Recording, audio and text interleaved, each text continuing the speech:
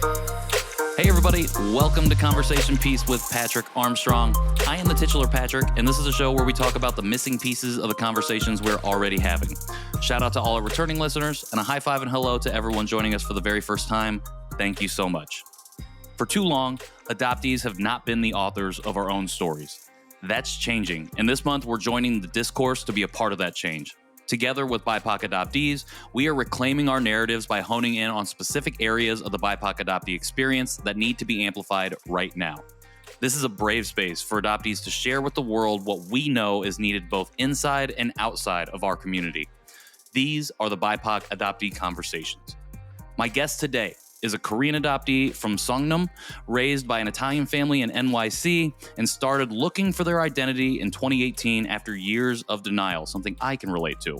They are also the secretary for Boston Korean Adoptees. It is my honor and privilege to welcome AJ Cho to the show. Hey, AJ, thank you for joining me. Hello. I really appreciate you taking the time to join me here. I always give some prior context for our listeners because generally I am familiar with the guests that I've had on the show so far. But for this series, I've had the privilege of being able to meet new people specifically within our wider BIPOC adoptee community. And this is the first time that we've been able to connect. So thank you for this privilege and honor of your time, your story, and the energy and any wisdom that you might be sharing with us today. I really, really appreciate it.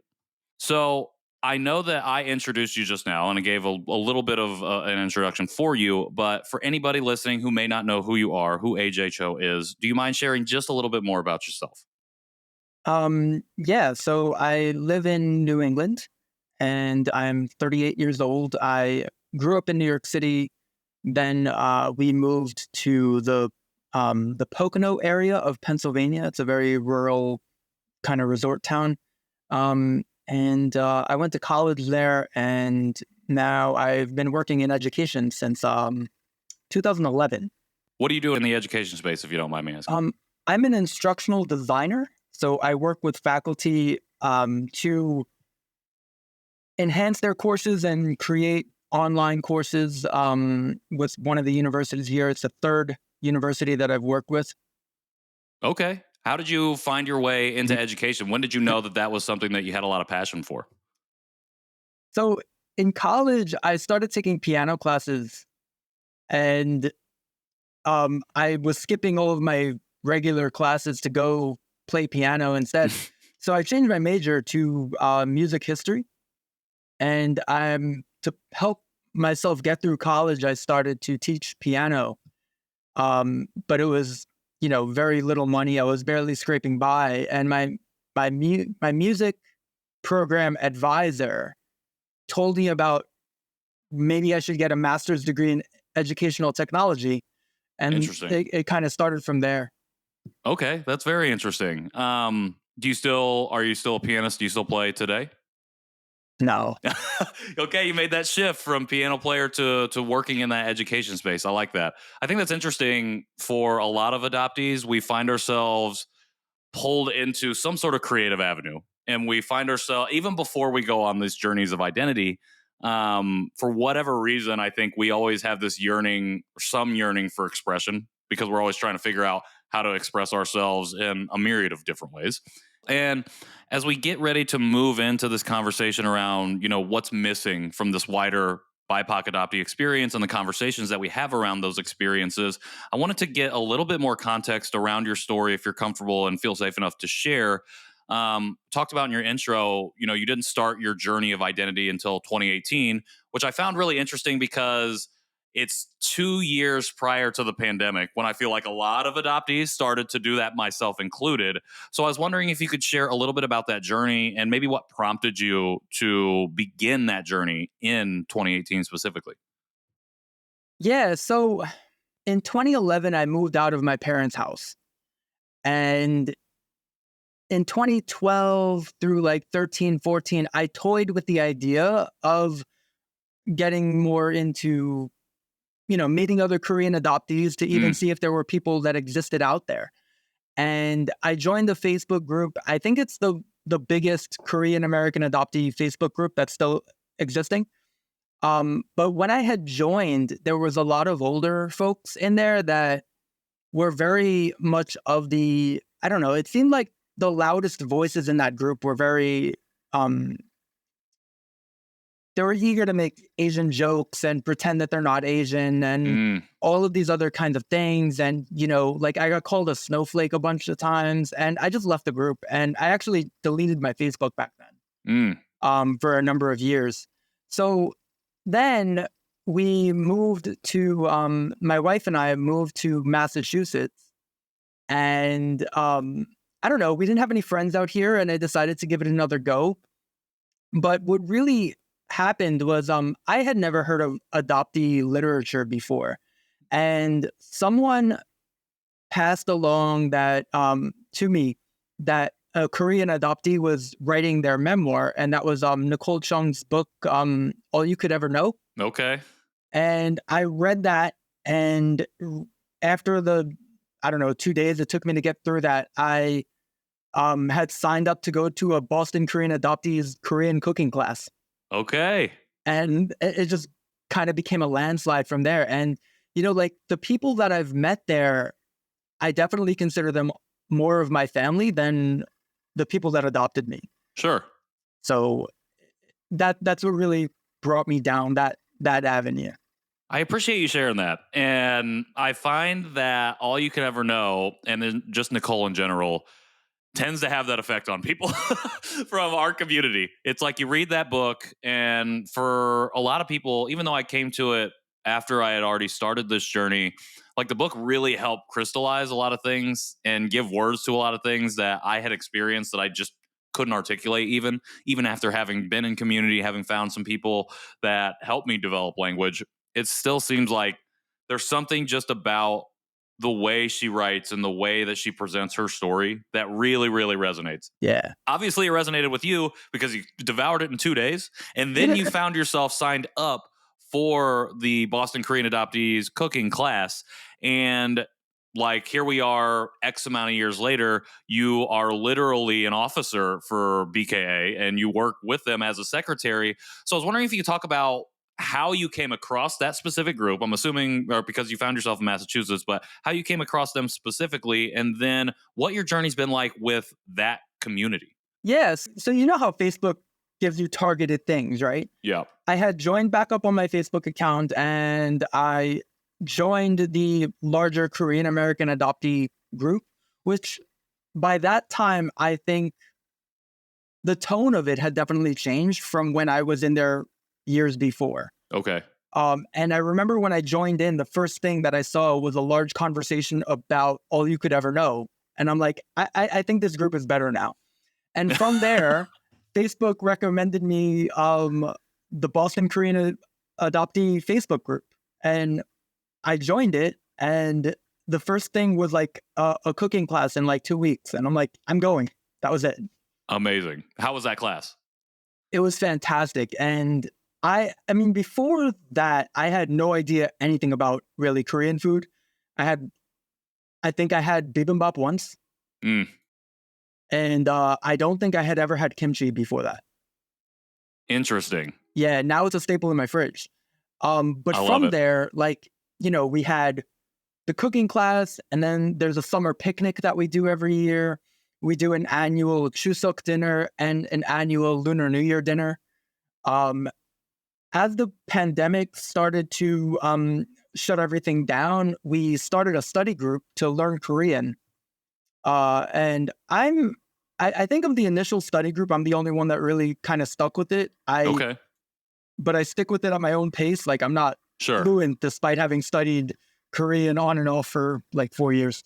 One of the hardest languages to learn that I've come to find out, scientifically one of the hardest languages. So I'm like, everybody gets grace. Everybody gets grace with it. Yeah, it's a cool language though. Like, I'm really enjoying, and it's out of any language that I've ever tried to study, it's by far been the one that I've stuck with the longest. I appreciate you sharing that as well. And so you've been involved with BKA for about 4 years now. Yeah. Okay. And then I think what's interesting is that you've been, thinking about, or at least dabbling in the idea of not necessarily building community with other adoptees, but at least maybe understanding your own identity as an adoptee for a while. 2013, 2014, you said you kind of toyed with that idea of meeting folks. when you took that break from Facebook because of the experience you had in that larger group, did you do any exploration of your own identity at that point before you came back to Facebook and found BKA? Or was that kind of a period where you're like, what a lot of people call coming out of the fog? I like to call it coming to consciousness. Was that like a kind of stepping back into the fog or stepping back a little bit because of that experience? For a long time, I think I just went back to denying it. Okay. Um, but I knew that something inside me craved it because so my wife is from India. Okay. And when we met and before and after we got married, I took a big interest in Indian culture and that sort of a thing. And I learned how to cook some Indian food and, Nice. but I had also like taken a trip to Japan and, just exploring with different cultures and just to see where I fit in. Sure. Go But ahead. yeah, generally speaking, I kind of put the Korean American identity on the back burner. Okay, gotcha. And then, but you picked that back up in 20. So that's 18. 2018. Yeah.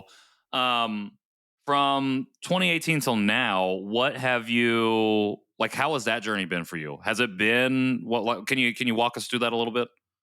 Yeah. So after I met up with BKA and, I really started to feel like I found a community. I did a couple of those DNA tests. I found two people that are anywhere from second to fourth cousins. And I mean, by the time you get to fourth cousins, who knows? But whatever the case is, I've met both of them now in person. Okay. And I when I met them, it felt like I feel closer to them and that I have a lot more in common than anybody that I could have imagined in my adoptive family.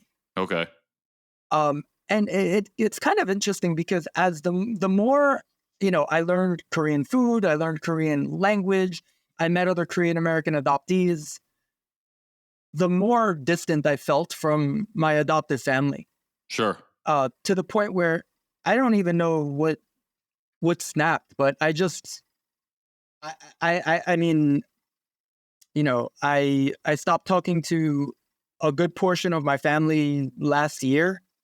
Okay. And since then I changed my name from my Italian name back to my birth name. Okay. My last name. And I've been in therapy. I was in therapy from about the time I was 11 or 12 until last year. And Okay. I haven't even thought about reaching out to my therapist. Like, it hasn't even affected me. Interesting. Yeah, I think something just deep inside has really been wanting to do that for a long time.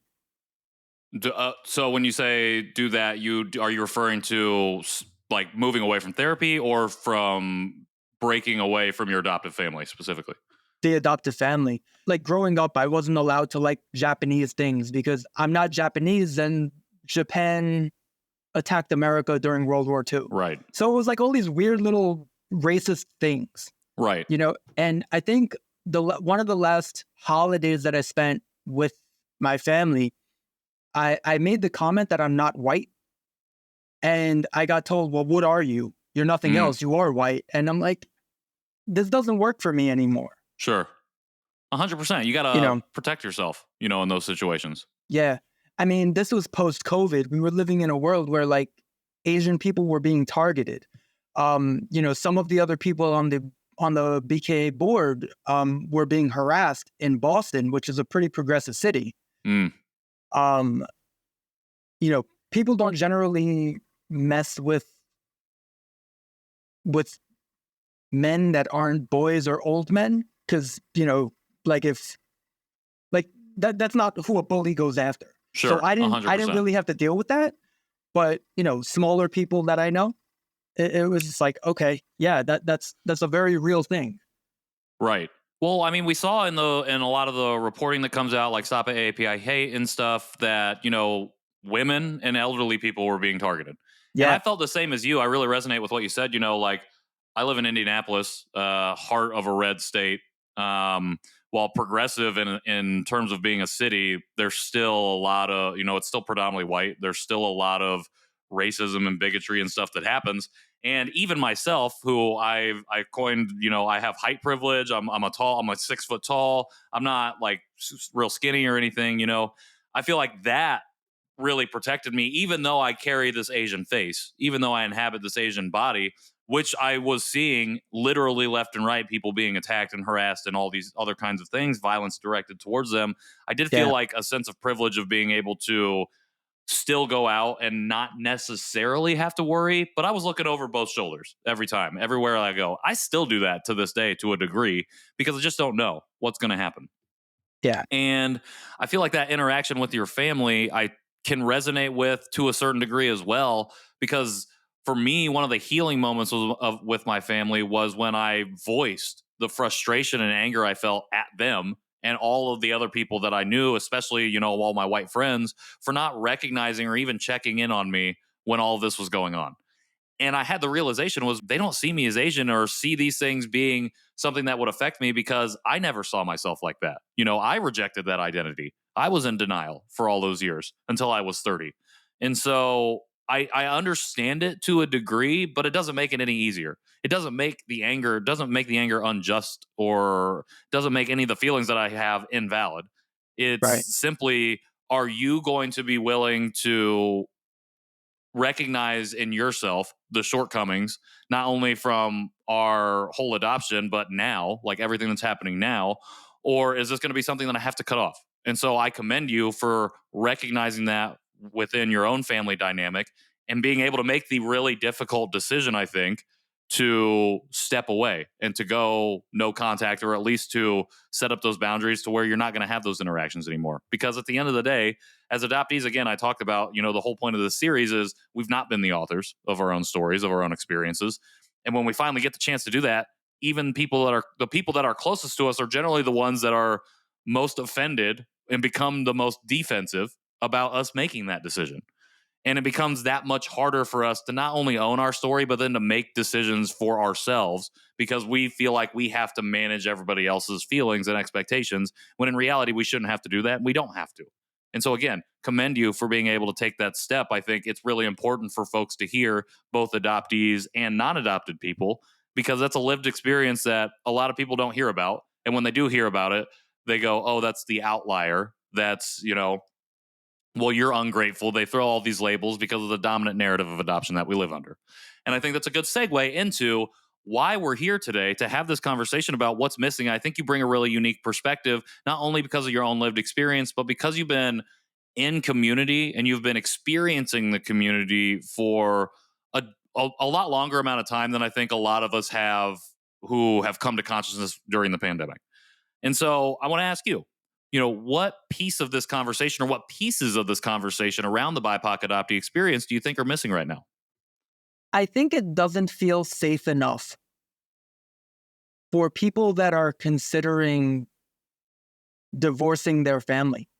It doesn't feel that it's a very difficult thing to explain to other people, but also just to justify to yourself, because I feel like you're brought up, and being told that you should be grateful for this and grateful for that, while simultaneously being denied the experience that you're living, being gaslit into being told that you're imagining it, right? Right. That the racism doesn't exist and that you're not the identity of the body that you fit in.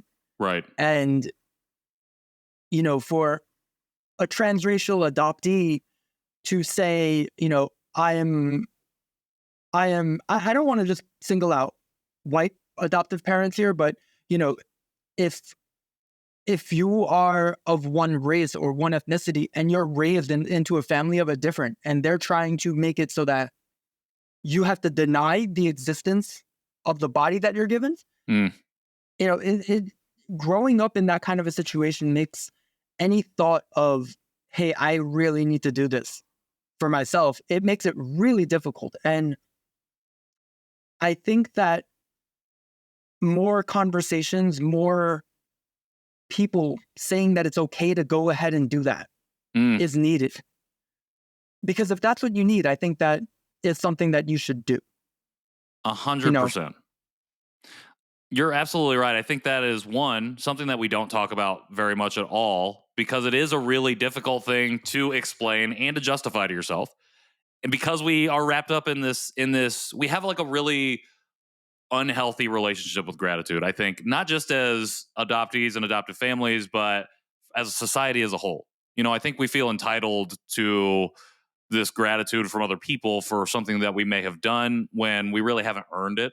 And I think that's the dynamic that comes into play a lot in specifically transracial adoptive families, because there is, like you said, this imbalance of power from a cultural perspective, and you are then forced to assimilate into a culture that is not your own, but that you've been made to believe is supposed to be, and that there is no problem with that. And that falls not only on the shoulders of adoptive parents, but I think on the agencies and the system itself. And so you talked about, that one instance that really that clicked in your mind. Okay, I gotta get out of here. Like, I gotta put that wall up. Can you talk about, if you feel comfortable enough to share, some of the things that you were thinking and feeling, and maybe even one or two experiences that you had leading into that moment that really set you up to be able to make that decision when that moment happened? If I was going to point to a specific event that led to that, it actually has nothing to do with adoption. Okay. It has something to do with just general annoyance. I said previously that I don't talk to my family, and when I mean that, I mean specifically my adopted mother's side of the family. Okay. My father's side is a little bit interesting. They're divorced, and I still talk to my father, but nobody else in his family. Okay. Okay. My dad lives an hour and a half drive from me, and my mother lives 5 hours from me. And without getting into too many specifics, basically, my dad was having medical issues, and I had to say that I was skipping Mother's Day because, Sure. potential kidney failure is more important. And the argument was about that. But it allowed me to be frustrated enough where I thought about all of these other little things. Like when I said before, I wasn't allowed to like Japanese things. It was such a stupid thing, right? But, I realized that the reason we moved out of New York City, regardless of whatever she said, the reason was because minorities were moving in.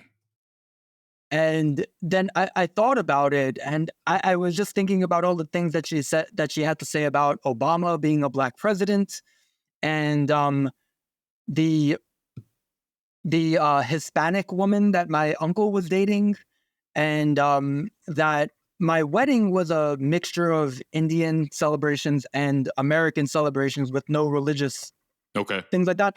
And then I got accused of having a foreign wedding.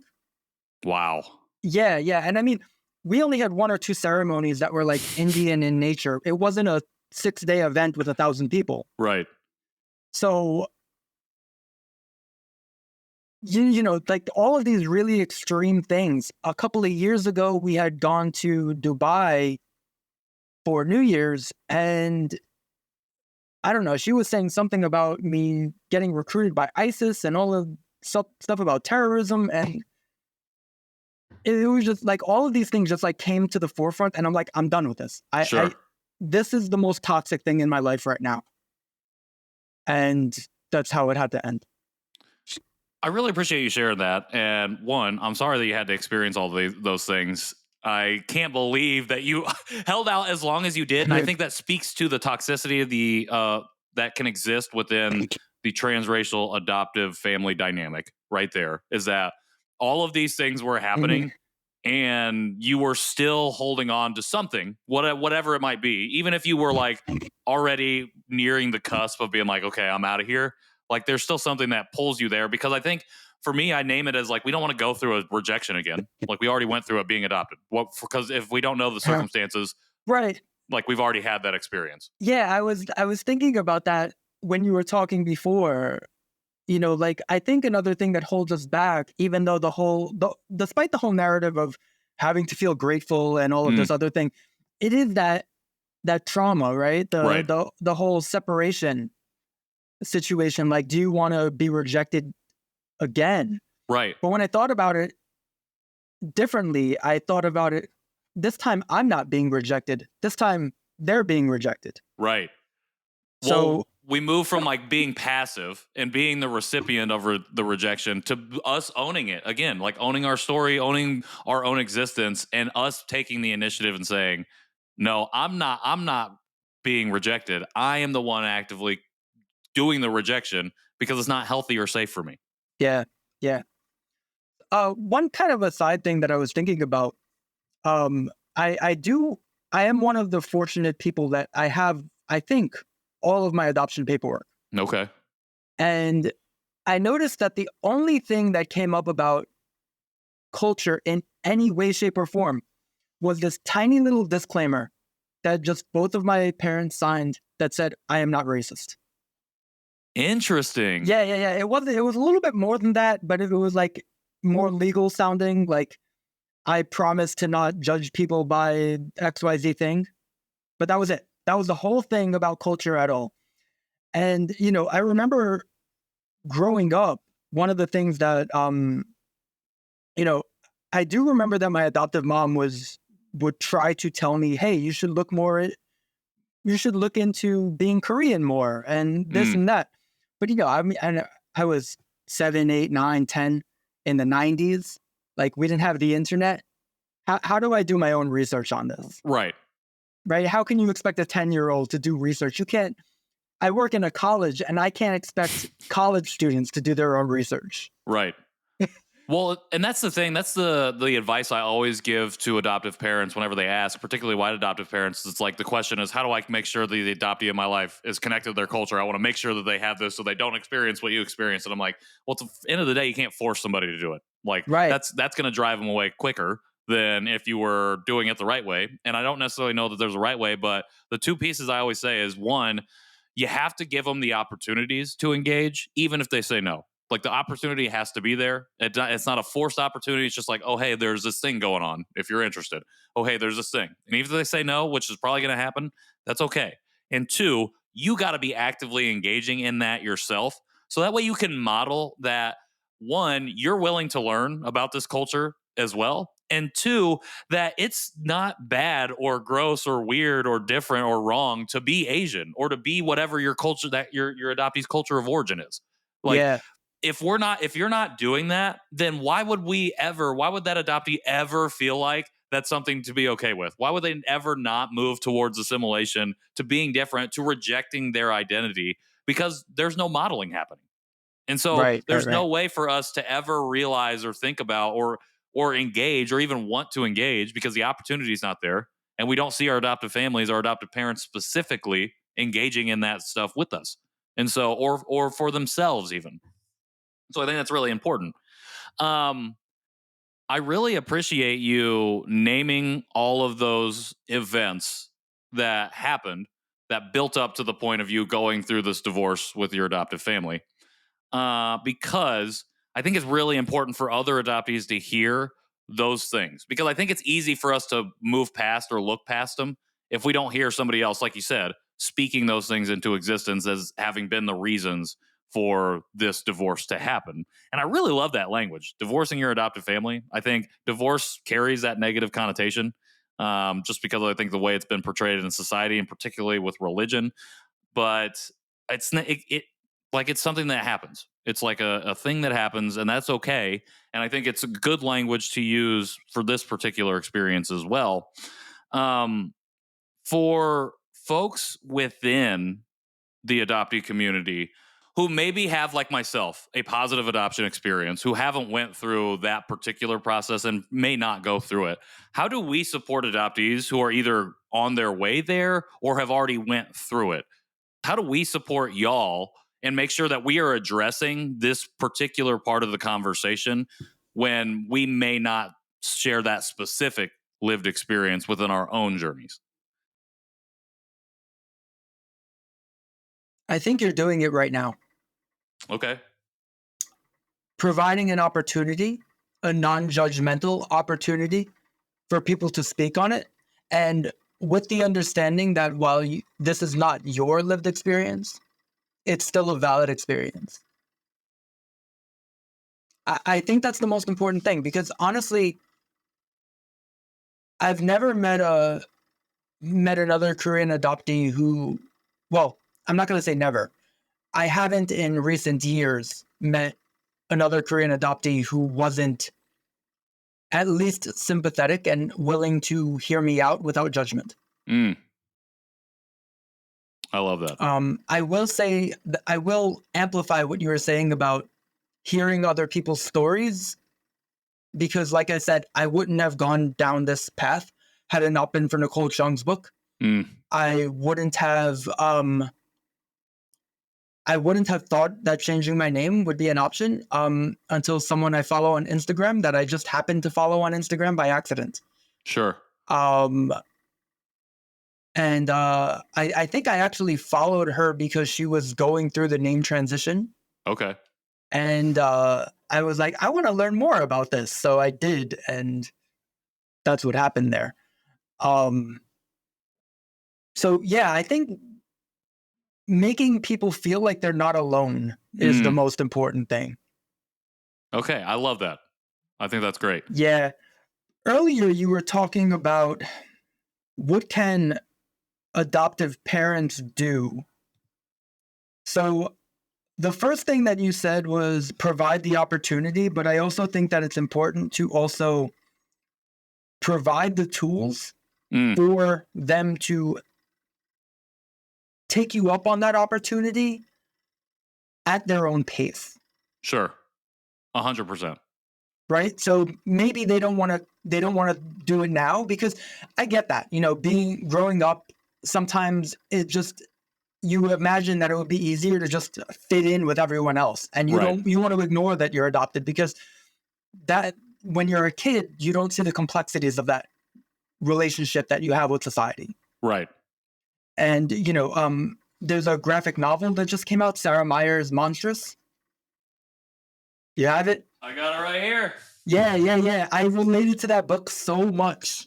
I related to her story so much. Growing up, I used to love to draw too, and I was always considered a weirdo because, I liked comic books and video games, and none of my friends did. So it was like, it just hit so hard. For sure. But, I relate to just wanting to fit in. Yeah. And when you're a kid, the idea of doing your own research to try to figure out your identity seems too daunting of a task. Yeah. You'd rather just escape into what you were saying before, right? Creative pursuits. Right. It's a much better way for you to cope with it at that age, given the tools you have, the limited tools that you have as a kid. So I think just even not necessarily providing the tools right then and there, but always making it like, here's an open door. I will help you no matter what, whenever you're ready, I think is really important. I really appreciate you sharing that answer. One, specifically for adoptees like myself, who are trying to make sure that we're being mindful of all these different experiences. I think you can't do any better than just sitting and listening to somebody else's experience, amplifying that voice, and really decentering yourself from the conversation, because it's not always about I talk about this all the time. When we come to consciousness, it's really, really easy, I think, for us to be like, it's all about me now. Like, I get it. I get the chance to own my own story. Yes, I just want to talk about my experience. And that's totally valid. I think it's necessary for us to be able to have spaces to be able to share, those brave spaces to be able to articulate and find the articulation. And also, we have to be able to realize, okay, we are one thread in this much larger fabric that we're a part of. And that's not even just like our own ethnic subgroup of being like Korean adoptees, but, just being part of the entire adoptee community, which then itself is a part of the entire group of communities that are out there, identities that exist. And when we can find the balance of telling our own stories and facilitating and listening to other people's stories, I think that's when the magic happens, for lack of a better phrase. In terms of validation, in terms of visibility, in terms of representation, and in terms of what we can do for our communities as individuals and as a collective group. And I really love what you shared about what adoptive parents can do and how you went a layer deeper than what I normally go about making sure that the opportunity is always there, that you're providing the opportunity and that you're open about it, that it's always open and you're going to support. I think that's a really important thing to name because I think it's, again, easy for somebody to just, and that's why I always talk about the modeling piece of it, because I think it's easy for somebody to say, here's the opportunity, and then just leave it at that. Yeah. It doesn't really feel supportive. It doesn't really feel like that's what you want me to do. It feels like more like, oh, you're just saying that because you might have heard it somewhere. And there's a difference between learning something and implementing it and then just hearing something and just passing it on as secondhand knowledge. I think there's a big difference in that. So I appreciate you sharing that. I just thought of something else related to that. One thing that I think might be valuable, and maybe I'm off base here, but I think that if you want to do something immersive with your adopted child, don't make it a special thing.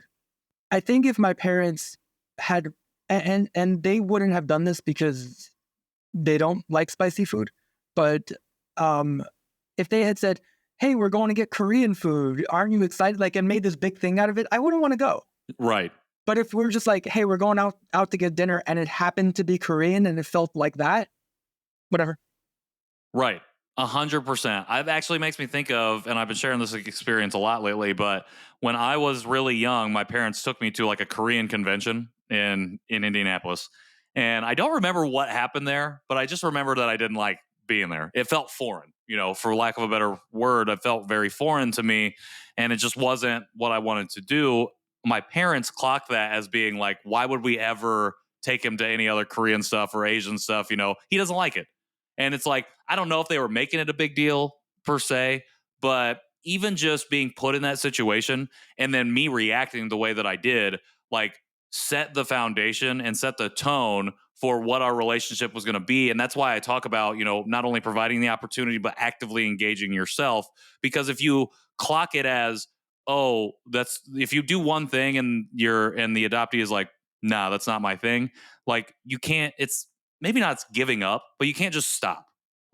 You have to continue moving forward because again, I was maybe 8 years old. What do I know as an 8-year-old? I'm still figuring it out. It might have just been overwhelming for you. 100%. And I'm not accusing your parents. I don't know anything about your parents. I'm not going to accuse them of anything, but I think that there are some people that might do that. Some adoptive parents that innately just don't want to do any of this. And they're going to use that as an excuse. Oh, hey, great. I don't have to do this anymore. Sure. I wiped my hands with it. I tried.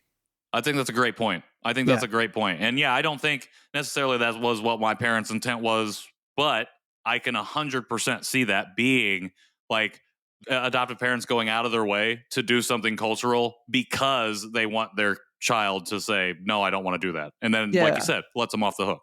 Yeah, and you're talking about a whole festival, right? Yeah, I don't even really remember. I don't even really remember what it was. I remember it was I felt like it was in this big convention center. That's my memory. I remember walking in, and then I think I just disassociated and just walked out. Honestly, that could have just been overwhelming, and it had nothing to do with whether or not you liked it. It could have just been this is a lot to take in, and that's why it feels foreign. Right, exactly. If it was more bite-sized, if it was one music thing or one thing at a time. Well, and I think that's the problem growing up in a very small rural conservative town is that and growing up in the 90s, there is no other person of color or even especially Asian person that I can see mirrored in my reflection in. And two, there's limited access to any of that anyways, any cultural things to even piecemeal it out like that, to here's one little piece of music or here's a K-drama. I don't even think those existed in the 90s, whatever it might be, just those little specks of culture to walk down and build up to instead of, you have to go to a big city. You have to go and do it's everything at once because how often are you going to those cities? They're 3 hours away. You get one day, you get one moment to do all this. So, and I would say in a lot of adoptive parents' minds, it's if they're not doing it for the really manipulative, malicious way, it's this is the only chance we got. And that's fair. And, like and this is what happens. And it's like, well, we're not going to waste our time going back there again. Sure. And I hope it's more like that. And it's just like a lack of access and ignorance. I don't think that that's the case anymore. I don't think that there's an excuse for that anymore, especially if you're adopting transracially or internationally. Like, there is way too much access to everything. You can literally access everything at the tip of your fingers on your phone. And so, Yeah. and there are adoptees like yourself and myself who are talking about these things now. Yeah. It's amazing though that when I first read All You Could Ever Know and I looked at the reviews on Amazon, Mm-hmm. some of them were really interesting. They were like, I guess she's ungrateful and she changed her name and all of this. And I'm like, you still have no idea. Right. You didn't read the book. You used the book to confirm your judgment. You didn't read it. 100%. I think that's a great point and a great segue to this next question. How do people just generally outside of the adoptee community go about supporting, amplifying, elevating our stories and maybe not even that far, but just like listening and developing an empathy or a better understanding of our experiences? I'm not a person that believes you can change society overnight, but I think that the one biggest thing that I think would perhaps even go as far as saving lives, preventing people from taking their life, is to get rid of the narrative that adoptees need to be grateful. And I don't know how to go about doing that. I don't know if it's just a matter of repeating it over and over again. I don't know if it's a matter of being aggressive and angry about it. But I think that gratitude narrative is the worst narrative because it immediately denies someone's lived experiences. I think you bring up a powerful correlation between the gratitude narrative, this narrative of gratitude, this dominant narrative of adoption, and this fact of life about our community is that we're dying from this narrative. And like, it's not because people are coming out and killing us, like Black people, like that we're not being killed by police because we're adopted. We are taking our own lives because we are so invalidated, so pushed to the side and to the margins because we have something opposite to what everybody believes adoption to be, that we can't cope in certain ways. And there are people in our community who can't cope with it. And the only answer and outlet that they see is to unalive themselves and to go down that path. And that's the fucking, excuse my language, but you're right. That I can't even articulate how harmful it is. And people just don't know that. They don't know that exists in our community. Yeah. And it comes from things like, if I were to express, hey, I got harassed because, someone said that I brought the China virus over here and like I got harassed by a bunch of people in a bar one night, that's invalidated because then they'll be like, well, aren't you grateful you were adopted? You could have been left in a garbage can. And it's like, these things have nothing to do with each other. Nope. They have nothing to do with each other. So when you're growing up, hearing that hearing that you should be grateful for this, for that, and hearing things like, when the playground bully picks on you, is it better than being homeless and abandoned in an orphanage somewhere? You internalize that. Yep. So when something does happen where life does get too hard for you, and that happens to everybody, the pressures of life are immense, whether it be money problems or family problems or, your spouse is dying or, I have no money and I got into a car accident. Now I can't get to work. Whatever your issues are, life is hard. Yep. And then to have this internal feeling of that you need to be grateful for this, it sucks. Right. Because how do you reconcile that?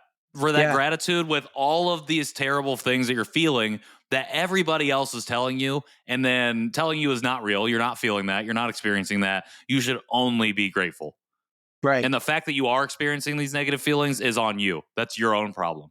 how are you supposed to, how are you ever supposed to navigate that, to pull yourself out of that isolation? Yeah. Earlier, I said that I had seen a therapist since I'm like 11 or 12 or something. And it was because I told my 7th grade teacher that I was going to kill myself. Damn. Yeah. And I realized that doing that, as I got older, I realized that doing therapy sessions with someone who was willing to listen to me was the only way that I was able to relieve just the pressure of everyday life. So I kept doing it. 100%. I mean, and here you are today, able to have this conversation. You have given us an education in what it means to be adopted, what other people outside of this community can do to help just understand this experience a little bit better. So that way, maybe we can dispel some of these myths that exist around us. So that way, we can actually build a true resistance and dismantling of this gratitude narrative that we live under.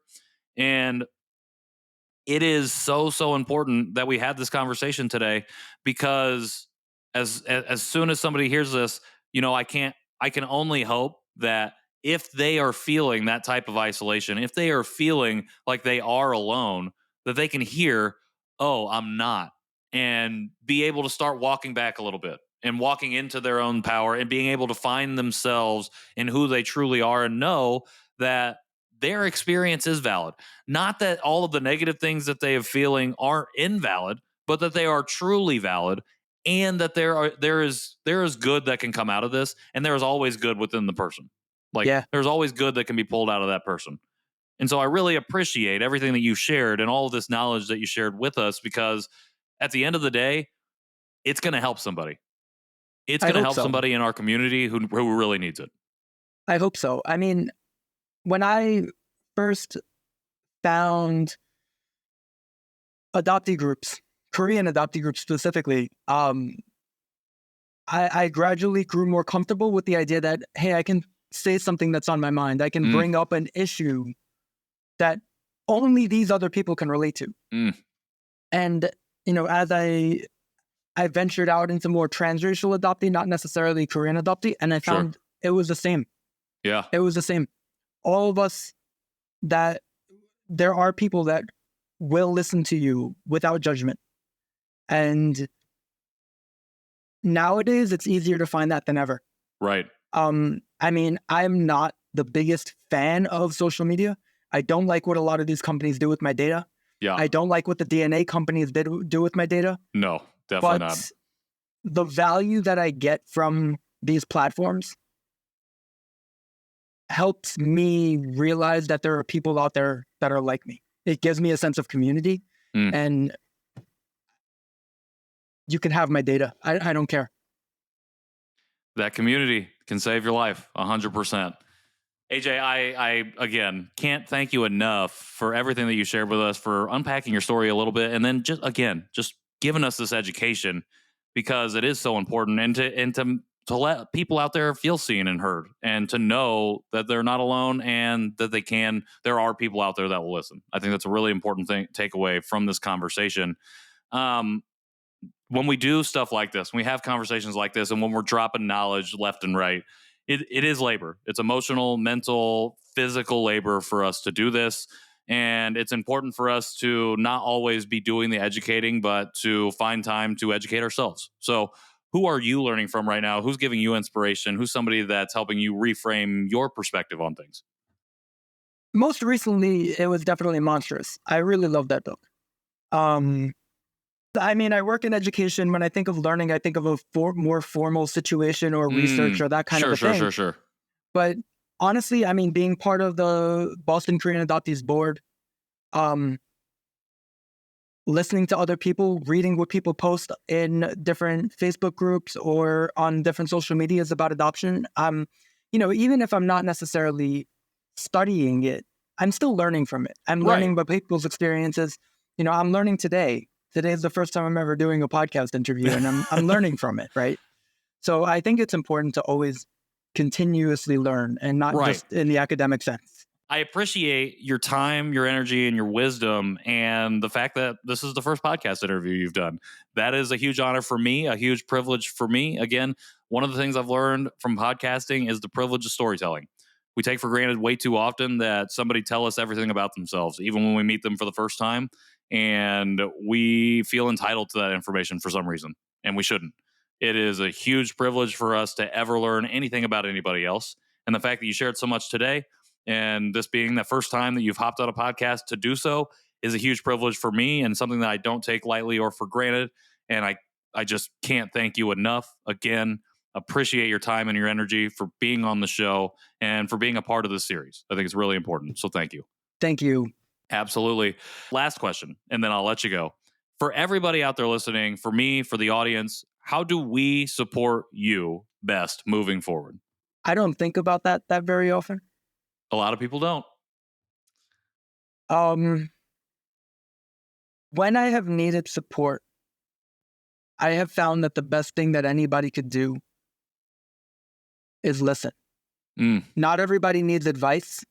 Not everybody needs you to solve their problem. But I do believe that everybody needs someone that will listen to them without judgment. Love it. I think that's perfect, and I couldn't agree more. Again, AJ, thank you so much for everything that you've shared here on the show. I guess I will ask you one other question. I'll link in the show notes if you want, but if people wanted to connect with you, can they connect with you? How do they connect with you? Is it best through BKA, or is there another way? I do have an Instagram. It's private. Okay. BKA is probably the best way. Okay. But, feel free to link my Instagram and, I'll just accept people as people come in, I guess. Sounds good. Well, everybody, we will have AJ's Instagram linked down in the show notes. We will also have BKA linked in the show notes as well, the website, the Instagram, everything, so you can get connected with them if you're interested. And just remember, listen. Come meet us with empathy and with an open heart and mind. And if you do need help, know that you can ask for that, and it's okay. You can ask for it, and you have people out here that are listening without judgment who, if they can, will do what they can to help. So, AJ, again, thank you so much. Everybody out there, if you want to connect with us on Instagram, you can do so at Conversation Podpiece. If you do feel inclined to leave a rating or review wherever you've been listening or watching this at, we would greatly appreciate it. And last but not least, if you're interested in supporting the show in any way in the future, feel free to hop in our DMs or visit our website, conversationpeacepod.com. Until next time, I'm Patrick Armstrong, and this has been Conversation Piece. Thanks, AJ. Thank you.